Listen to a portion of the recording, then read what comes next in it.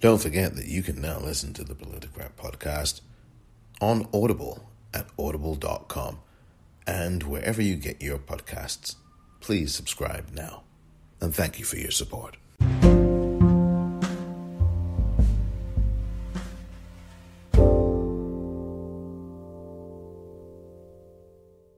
Welcome to the Politicrat. I'm Omar Moore. It is Sunday, November the 29th, 2020. My dad was the greatest. He was a family man. He adored his wife and his children, but he spent most of his days working as a small businessman. His work involved picking up old junk cars, and that's how he took care of his family. He worked 7 days a week. He was either working, or he was with his family, or he was at the church. And whether you are a junk man or a gardener, or an artist, or a plumber, or an auto mechanic, there's nothing like working with your hands. We don't give nearly enough resources to people who make things.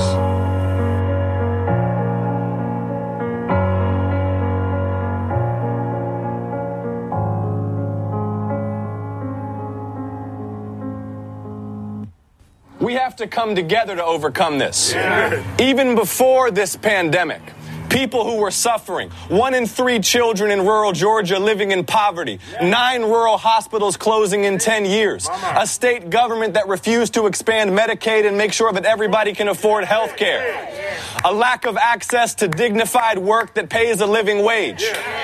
We can solve all these problems. We can make equal justice under the law regardless of race and regardless of class a reality in America. We can defend voting rights for all people in America. We have good work to do. I'm excited to do it with you. Are y'all excited to do it with me? We should, if y'all are wondering what is that we've been feeling these last few days, it's hope.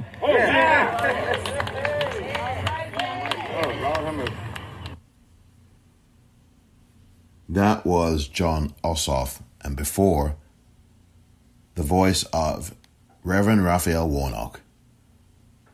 Both of them are running for the Georgia U.S. Senate. Critical elections. Both of those runoffs take place on January the 5th, 2021. On this episode of The Politicrat, a look at the vital importance of Georgia and these 2 Senate races. Georgia voters, you will want to listen to this. Coming up next.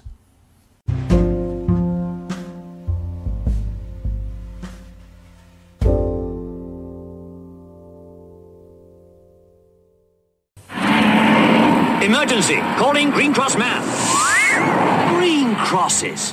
Where do you think you're going, you Dumbo? Green Cross. When you get to the curb, always stop, stop, stop. Sorry, Green Cross. Remember, stop near the curb, not on it. That's the way. Always use the Green Cross code, because I won't be there when you cross the road. That was the voice of the actor Dave Prowse, who played in England the Green Cross Man in the Green Cross Code ads of the 1970s. Dave Prowse, who was born in the UK, played Green Cross Man in ads actually beyond the 1970s as well, but he played Darth Vader. He was the person who inhabited the costume of Darth Vader. He wore that costume in the first 3 movies of the Star Wars trilogy: Star Wars, The Empire Strikes Back, and Return of the Jedi. Dave Prowse passed away today at the age of 85. I remember Dave Prowse in England in the 1970s with those ads, and he was always a familiar face with that costume that he would wear that would have a green X on the front of it and on the back. Use the green cross code, it said, on the front of the uniform. There were numerous ads through the 1970s, and I remember him in England growing up there and recognizing and remembering how important it was, the public service that he was doing with those green cross code ads. He influenced a lot of kids with his safety ads. Very important ads, by the way. There was a whole campaign around road safety and pedestrian safety, and those ads were a very important part of it back in the 1970s. I will always remember Dave Prowse for the Green Cross Code ads more than I will actually for Darth Vader, even though, of course, Darth Vader is somebody you would hardly ever forget. Dave Prowse was just 85, or he was 85 years old. And there's no doubt that Green Cross Code Man will live forever. And, sadly, so will Darth Vader. But sadder still is that Dave Prowse is no longer with us. Rest in peace, sir. Rest in power.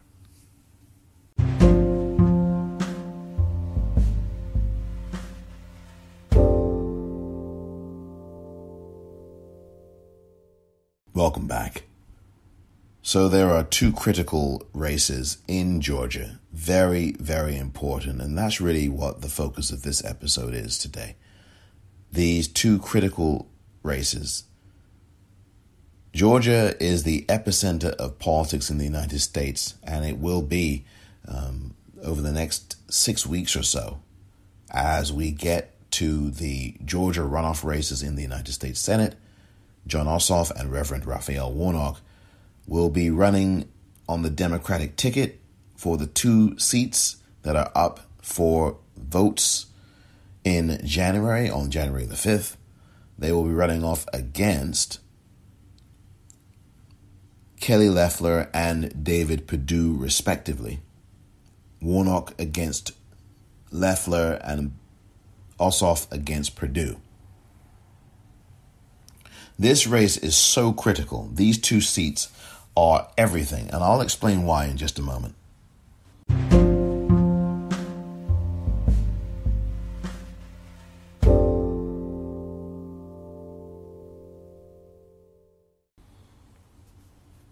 Welcome back. So these two races in Georgia are critical, these two Senate races. And Georgia voters, this is your time. Again, you did it once just a few weeks ago. Now make it twice as nice for January the 5th, 2021. For that is the day that the election will officially end in those two critical Senate races for the United States Senate. Kelly Loeffler and David Perdue are holding on to those seats right now. But with your help, Georgia, with your help alone, you can change that so that when January 6th comes, we will see two new Democratic senators. Reverend Raphael Warnock is running for Senate on the Democratic side in Georgia, as is John Ossoff. Warnock will be taking on Senator Kelly Loeffler, the Republican who is in that office. She was appointed to that office after the departure of Johnny Isakson. And in the other race, John Ossoff takes on David Perdue. Both Perdue and Loeffler have been accused of insider trading. There was an investigation done that found that David Perdue definitely personally directed trades during this pandemic. I mean, based on briefing information he received while in January briefings in the U.S. Senate about this pandemic, which was really not just quite hitting the U.S. just yet. Maybe there was one or two cases. That's insider trading. There's no reason why Perdue should even have a job. Kelly Loeffler, similarly, is the focus of a lot of scrutiny. I think there was an investigation done, and there's certainly accusations have been made. So these are very serious things that are going on. These people were profiteering off of a pandemic. So while there were people in the world who were dying, these two were making money off their deaths. And that is just so unholy and psychopathic and sociopathic. And it occurs to me that the Republican Party is run or is full of psychopaths and sociopaths. Georgia, you have a real choice. If you want to keep voting for people who don't care about you, that is entirely up to you. But if you want to vote for a stimulus bill, if you want a stimulus package that can help you, your family, your relatives, if you want to be able to have some money to put you back on your feet for a few more weeks, if not a few more months, if you want to be able to make sure that your business stays afloat for at least a few more months, if you want to make sure that you have enough food in your refrigerator and in your pantry so that you don't have to wait 5, 6, 7 hours on a food line somewhere in your state, if you want to make sure that people around the country don't have to do that, as they are actually doing right now, people in Texas, New York, California, all over the country are waiting on food lines in their cars or on their feet for hours to get food.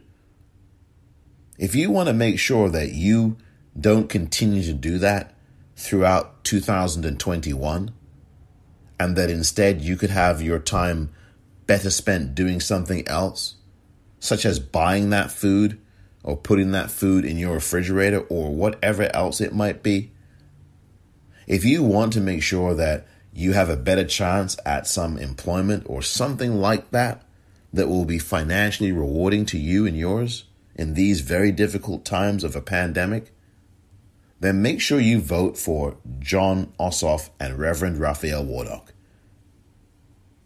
in these Georgia runoff races.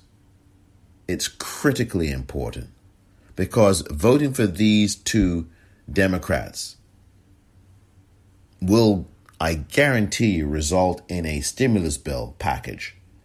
And not just a stimulus bill package, but a package that will be beneficial, robustly beneficial to you, your family, to businesses. There will be much more money allocated for small businesses. I mean, this is just no question. You have to, if you're in Georgia, you got to vote in these two races. The registration deadline to vote, the registration to vote deadline in Georgia is December the 7th. That's just 2 weeks from now, just over 2 weeks. So it is critically important, absolutely imperative that if you are in Georgia, you register to vote right now, right now. The deadline once again to register to vote is December the 7th. Early voting in person begins on December the 14th. And the last day of the election is indeed January the 5th. Turnout is going to dictate who wins this thing. It's that simple. Republican voters generally like to turn out in the wintertime. That's something they do. I don't know why. I don't know the science behind it or the logic behind it, but I know that Republican voters, particularly older white Republican voters, are a hardy bunch, and they will turn out heaven, hell, high water, low water, treading water. I mean, they will turn out in these midterms or these special elections or these runoffs. That's what they do. And these runoffs usually get a smaller percentage of voters. And the reason that favors Republicans is because because what we all know is that when the voter turnout is lower, it tends to favor the Republicans. Because a minority of people agree with the poisonous ideas that the Republican Party has. In fact, they're not ideas. They're all about ending the general welfare of the people. I mean, they're against it. They're all about ending the general welfare of the people. They are so against the general welfare, and they want to end the general welfare of the people. There's no question about that. So I just think it is critical not to keep being distracted. There's lots of media distraction, lots of noise telling you about, well, will he concede? Will he not? Who cares? Doesn't matter. It's what he's doing that shows you he already has conceded. I mean, if you don't think pardoning people, if you don't think pardoning Michael Flynn is a sign of concession by Donald Trump, then you're not paying attention. If you don't think that hastily increasing the speed upon which you're building these walls with American taxpayer money isn't a concession, if you don't think that's a concession, you're not paying attention. If you don't think that hiring and firing these people in the Pentagon and getting rid of this person and that person, if you don't think all of that kind of stuff is a concession, then you're not paying attention. The action against Iran, another violent action, a murderous action, you assassinate an Iranian nuclear scientist. You don't think that Trump assisted in that somehow with the Israelis? Come on. Netanyahu mentioned the guy's name. I mean, this is what Donald Trump is going to be doing for these next 2 months, which is going to be this wholesale destruction of everything until he leaves at 12 o'clock on January 20th, 2021. I mean, it's very, very simple. So the media is distracting you with this nonsense about, well, will he leave? Will he concede? It means nothing. It means nothing. Just look at what the guy is doing. That's the key. And all this performance around challenging an election, it's all designed to distract you from these Georgia Senate races. Believe me, Georgia just went for Biden. Remember that. And I hope that Georgia voters don't forget that, because how could they? It just happened 3 weeks ago. So let's ride this momentum, Georgia. Let's do that.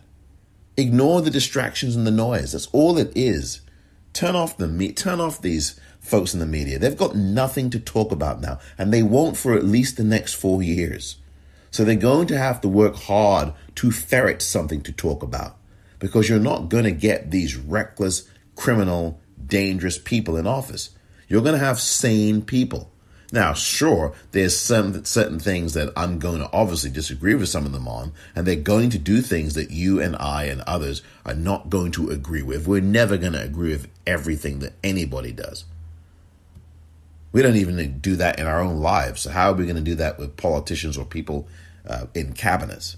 There are going to be things that they're not going to do or are going to do that we're going to object to. And that's why I've said many times we need an agenda so that we can start pushing this new administration. That's where our heads need to be. Our voting heads need to be on too in Georgia. So all this noise that you're hearing is a distraction. It's a distraction. And all this nonsense about the election being fraudulent, we know it's not. So why is the media even entertaining the conversation, one? And number two, we know it's not, because we've had every official in every county, in every state across the country talk to the New York Times, and all of them told the New York Times, no, there's not been any fraud. And that's been regardless of party. So what on earth is this nonsense? It's all a distraction. And it's also about Donald Trump not wanting to go to prison. And this nonsense about, 2024, he's not going to run in 2024. You're more likely to see a media empire or conglomerate that he's trying to build so that he can raise more money and get more money so that when he is prosecuted, he has legal funds. He's not running in 2024. I guarantee you he's not going to run again. This is a big scam, and he gets the media to fall for this trap, and they willfully are accomplices in it, believe me. They don't want him to go any more than he wants to go. But the reality is that he is going to go, and the reality is that when Joe Biden walks in there will be another person to talk about, and it will be Joe Biden. I guarantee you, though, this media is going to start talking about Trump again. They haven't finished with that by a long shot. And he knows it, and they know it. So that when he holds some cockamamie event, they're going to cover it. My whole point here is that all of this is a distraction. And all of this, the election's fraudulent. It's nonsense. He's not challenging any of the other races in the election. If the election's fraudulent, how is it only one part of the election's fraudulent and not all the down ballot races? How is that possible? So it's only specifically in your one race and not all the other down ballot races? How come all these Republicans ended up winning? Give me a break. So that's my point, is that you cannot get seduced and distracted, especially if you're in Georgia or if you're anywhere in the country, because we need phone bankers. We need people who are going to donate money. Go to electjohn.com. That's electjon.com. Go to votewarnock.com, votewarnock.com. Make sure that you do phone bank for both of these men because it's so important. So important.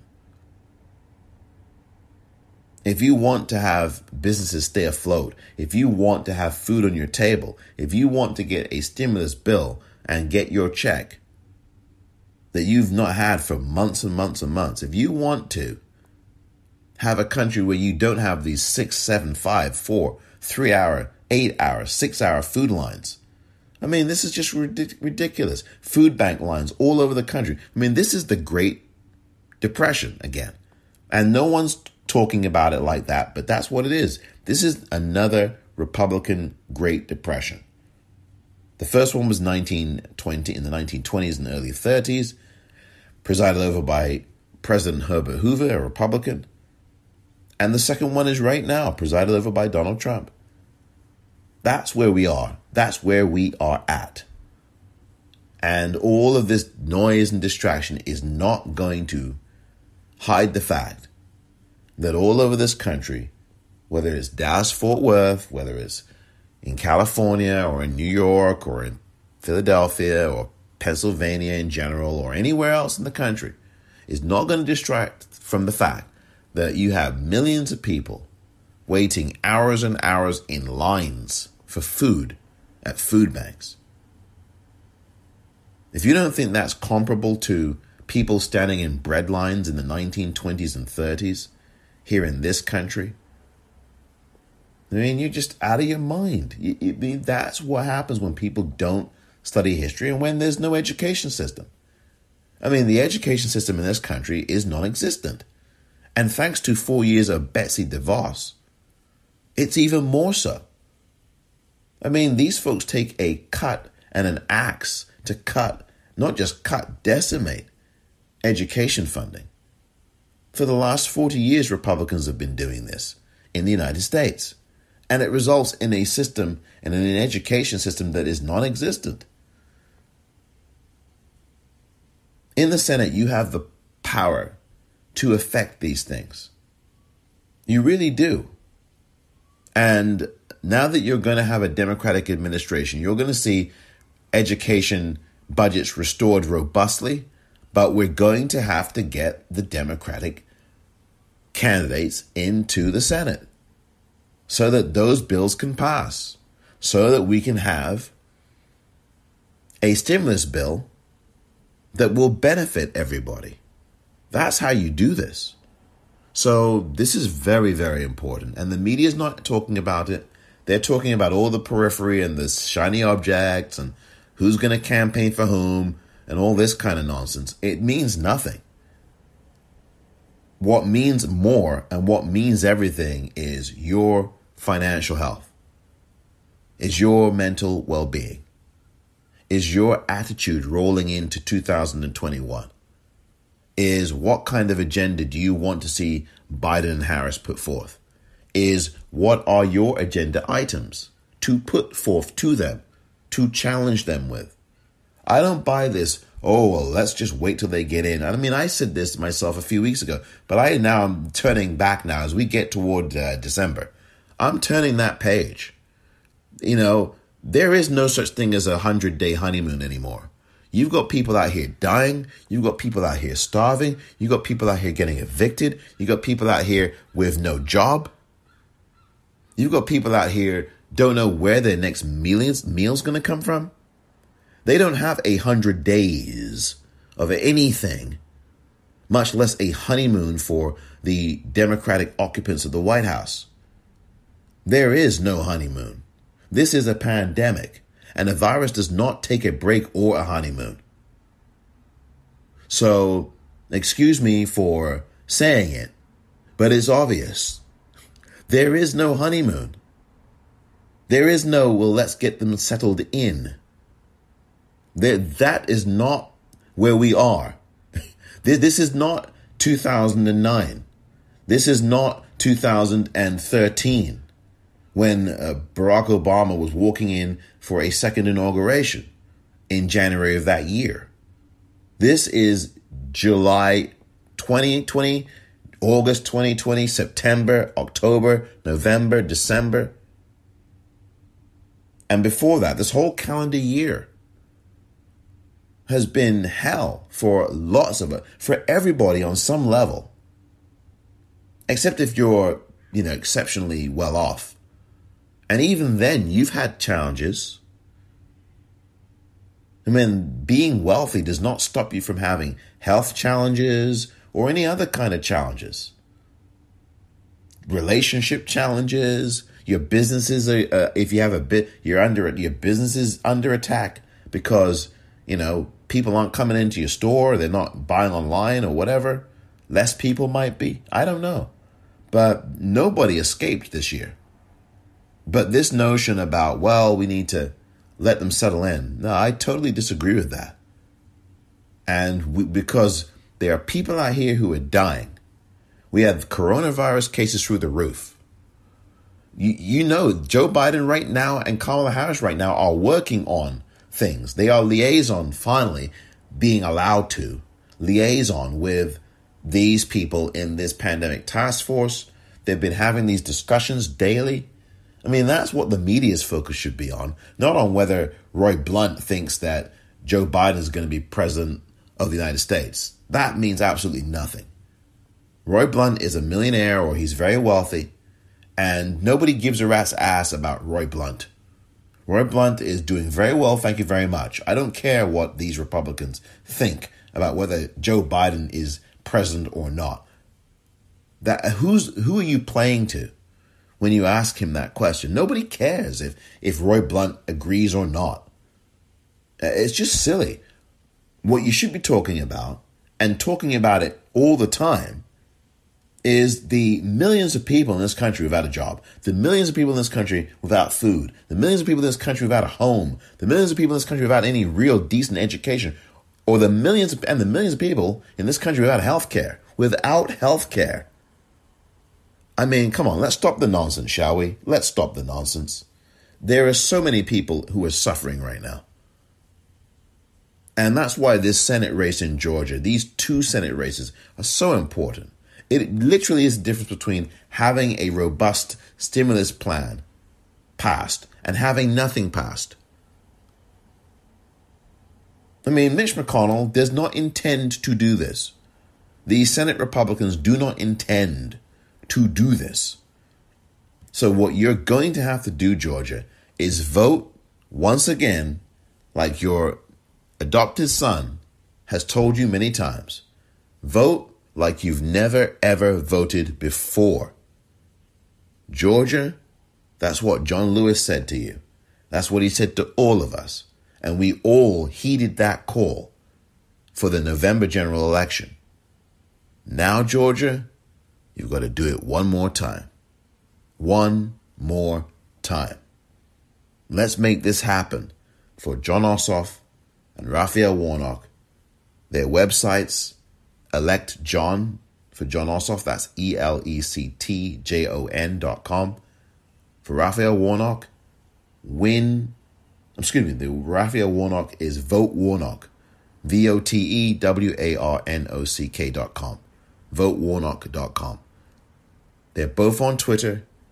Don't forget to donate. Don't forget to phone back. They need your help. If you want to see, goes to everybody who's listening in the United States, wherever you are in the United States, not just Georgia. If you want to see a stimulus bill, and if you want to see a stimulus bill passed, and if you want to see a stimulus bill passed that has some actual teeth in it, that helps you, then you're going to want to do everything you can to help out John Ossoff and Raphael Warnock. You're going to want to get involved in that effort. Because when we all succeed, when everybody succeeds, it shouldn't have to be about, well, oh my God, I'm in desperate need, so I'm going to help. It should be about, oh my God, there are people all over the country in need, so I'm going to help. It shouldn't have to hinge on whether or not you're affected. And I know there's lots of people in the country and around the world who are selfish. We are all selfish to some degree. But what I'm specifically talking about is people who are selfish when it comes to voting. They will only vote for a candidate if they themselves are affected one way or another. They will not look at, in addition to their own welfare, the welfare of anybody else. They won't look at that. It's all about them. It's all very unitary and binary. That's the only way they're going to look at it. It's very binary. Oh, if I didn't get anything more in my 401k, I'm not voting for that guy. If I got more in my 401k and Donald Trump was part of that, I'm going to vote for him. I mean, that should not be how it works, but that's how some people vote. And they are selfish in that way. It's about the country, not just about you. And thank God there were more than enough Americans in this country who recognized that and voted for Joe Biden. Now there's got to be enough Georgians who recognize that and vote for these two Democrats, Warnock and Ossoff. Businesses are closing all over the place. You walk down your street, you tell me, count the number of businesses that are no longer open. Count them. I bet you it'll be more than 5. I bet you take a 3 or 4 block walk. Just walk 4 blocks in your neighborhood. And you tell me how many businesses you see that are no longer there, or businesses that are empty, storefronts empty, closed, boarded up. I bet you it's at least 5. Heck, I should take a poll on this on Twitter. You walk 5 blocks. You walk for 10 minutes, 5 minutes. I guarantee you're going to find some business that's boarded up. Now, if you're in a rural area, farmers are affected. Farmers are affected. This virus is ravaging everybody, and Donald Trump didn't have a plan for it. And these two senators, Ossoff, that's Freudian slip, Loeffler and Perdue, they don't care. They just care about making sure that the richest people in the country get their tax cuts. And if you want an end to these tax cuts for billionaires, that's another reason to vote Ossoff and Warnock.